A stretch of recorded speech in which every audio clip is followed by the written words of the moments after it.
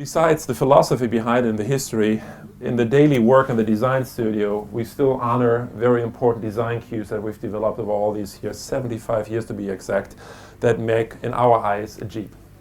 Of course, there's that infamous wheel arch.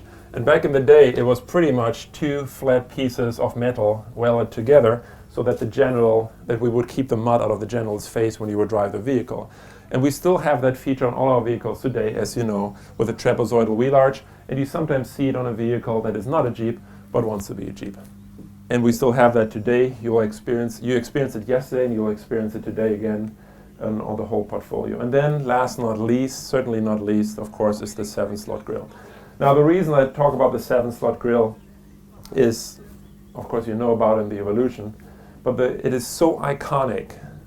And just think about any other car brand, any other manufacturer that has such an iconic face that no matter what shape you put it on, it is recognizable in our case as a Jeep.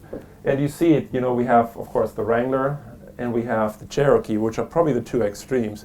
And yet, as soon as you put the 7 slots on there, it almost doesn't matter what you do with the rest of the car, it's a Jeep. And of course, in combination with the trapezoidal wheel arches. Now, we actually like that feature so much that we also put it into the interior.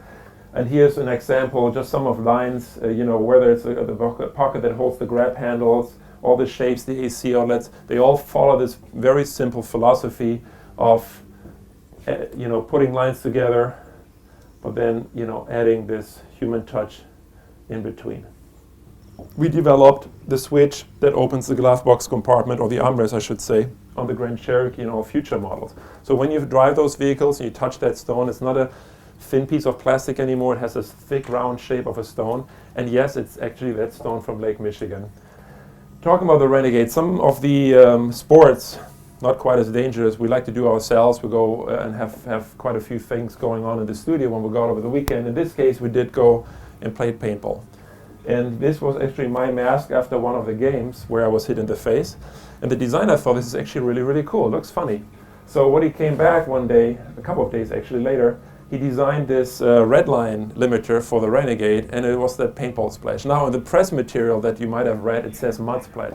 And of course, there's these Easter eggs. I actually don't like showing them, so I'll kind of cover them because you're supposed to find them, but everyone has mentioned them. So I just want to talk about not what they are and where they are, and why, but more about why we do them.